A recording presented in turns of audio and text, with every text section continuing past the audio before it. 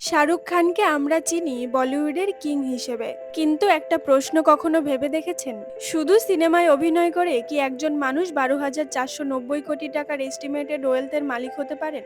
শাহরুখ খানের আসল গল্পটা কিন্তু তার সিনেমার পারিশ্রমিকে লুকিয়ে নেই। একটা প্রোডাকশন হাউস, একটা ভিএফএক্স বিজনেস, আইপিএল এর একটা টিম, আর নিজের স্টার পাওয়ারকে বিজনেস অ্যাসেট হিসেবে ব্যবহার করে তিনি ধীরে ধীরে তৈরি করেছেন বিশাল এক বিজনেস এম্পায়ার। আর সবচেয়ে ইন্টারেস্টিং ব্যাপার হলো যে আইপিএল ইনভেস্টমেন্টকে একসময় ঝুঁকি মনে করা হয়েছিল, সেটাই পরবর্তীতে তার ওয়েলথের অন্যতম গুরুত্বপূর্ণ অংশ হয়ে ওঠে।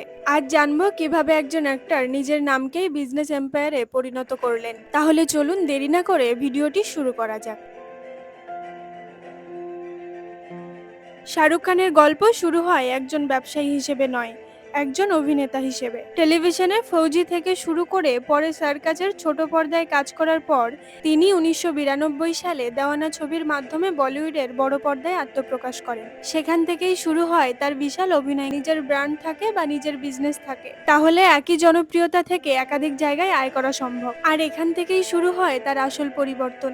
2002 সালে শাহরুখ খান এবং তার স্ত্রী গৌরী খান মিলে তৈরি করেন রেড চিলিজ এন্টারটেনমেন্ট। প্রথম দিকে এটি ছিল মূলত ফিল্ম প্রোডাকশনের জায়গা, কিন্তু ধীরে ধীরে রেড চিলিজ শুধু সিনেমা বানানোর কোম্পানি থাকেনি। প্রোডাকশন, ডিস্ট্রিবিউশন, ডিজিটাল কন্টেন্ট এবং ভিজুয়াল এফেক্ট বিভিন্ন ক্ষেত্রে ব্যবসা বাড়তে থাকে।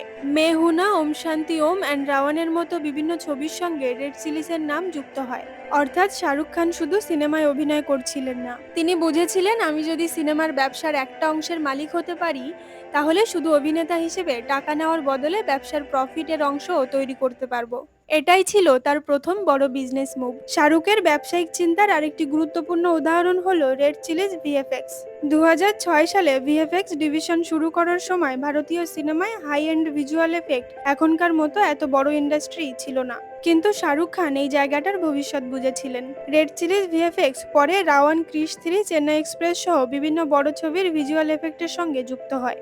এখানে একটি বিষয় খুব গুরুত্বপূর্ণ, শাহরুখ খান তার সেলিব্রিটি স্ট্যাটাসকে শুধু নিজের ছবির প্রচারে ব্যবহার করেননি, তিনি এমন একটা বিজনেস ইনফ্রাস্ট্রাকচার তৈরি করেছেন যেটা এন্টারটেনমেন্ট ইন্ডাস্ট্রির অন্য কাজের সঙ্গেও যুক্ত। একদিকে তিনি অ্যাক্টর, অন্যদিকে প্রডিউসার, আবার অন্যদিকে এন্টারটেনমেন্ট বিজনেস ওনার। এবার আসি সেই সিদ্ধান্তে যেটা শাহরুখ খানের বিজনেস এম্পায়ারের সবচেয়ে বড় টার্নিং পয়েন্টগুলোর একটি। 2007 সালে আইপিএল এর প্রথম দিকেই শাহরুখ খান জুহি চাওলা এবং জয় মাহেতার সঙ্গে কলকাতা নাইট রাইডার্সের মালিকানায় যুক্ত হন। কেকেআর ফ্রেঞ্চ ফ্রাইজ কেনার জন্য মোট বিনিয়োগ ছিল প্রায় 75 মিলিয়ন তৎকালীন সময়ে, যা ছিল বিশাল অঙ্ক।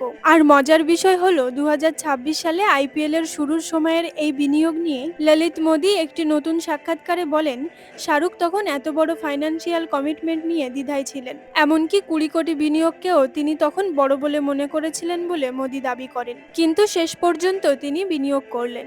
শুরুর দিকে কেকেআর এর পারফরমেন্স নিয়ে অনেক প্রশ্ন ছিল, কিন্তু 2012 সালে কেকেআর প্রথম আইপিএল টাইটেল জেতে। এরপর 2014 সালে আবার চ্যাম্পিয়ন হয়।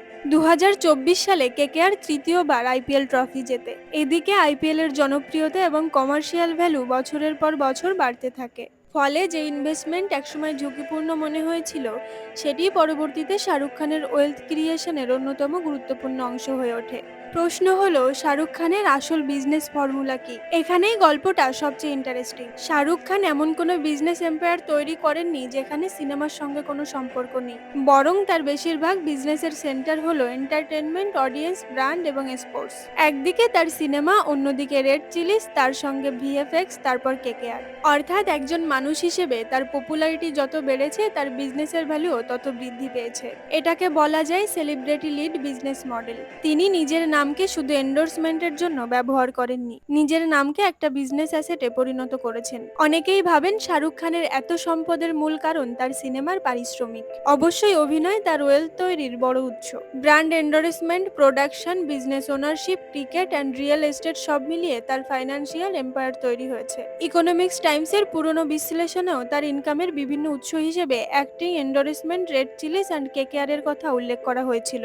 এখানে একটা গুরুত্বপূর্ণ বিষয় পরিষ্কার পরিষ্কার করা দরকার। শাহরুখ খানের নেটওয়ার্থ নিয়ে বিভিন্ন মিডিয়া রিপোর্টে বিভিন্ন অঙ্ক দেখা যায়। 2025 সালের হুরুন ইন্ডিয়া রিস্ট লিস্ট অনুযায়ী শাহরুখ খানের এস্টিমেটেড ওয়েলথের পরিমাণ ছিল 12,490 কোটি টাকা। এই হিসাব তাকে বলিউডের প্রথম বিলিয়নার হিসেবে তুলে ধরে। তবে এটাকে তার ব্যাংক অ্যাকাউন্টে থাকা ক্যাশ ভাবলে ভুল হবে। নেটওয়ার্থের মধ্যে থাকতে পারে কোম্পানির ownership value, real estate investment, brand value এবং অন্যান্য অ্যাসেটস। তাই 12,490 কোটি মানে তার কাছে যে এত টাকা নগদ পড়ে আছে এমন নয়।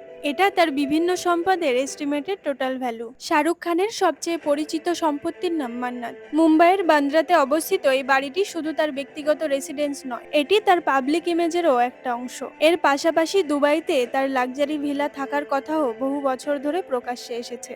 অর্থাৎ তার ওয়েলথের আরেকটি অংশ রিয়েল এস্টেটে রয়েছে। এখানেও একই স্ট্র্যাটেজি দেখা যায়। ইনকাম শুধু আর্ন করা নয়, অ্যাসেট তৈরি করাও গুরুত্বপূর্ণ। শাহরুখ খানের গল্প আসলে শুধু একজন অভিনেতা কিভাবে বিলিয়নার হলেন এই গল্প নয়, এটা হলো একজন সেলিব্রিটি কিভাবে নিজের পপুলারিটিকে বিজনেস ইকোসিস্টেমে পরিণত করতে পারেন। সবশেষে সবচেয়ে গুরুত্বপূর্ণ বিষয় হলো তিনি নিজের পুরো ক্যারিয়ারের উপর একটাই ইনকাম সোর্সের উপর নির্ভর করেননি। ভিডিওটি ভালো লাগলে অবশ্যই একটা লাইক করবেন এবং চ্যানেলটি সাবস্ক্রাইব করতে ভুলবেন না।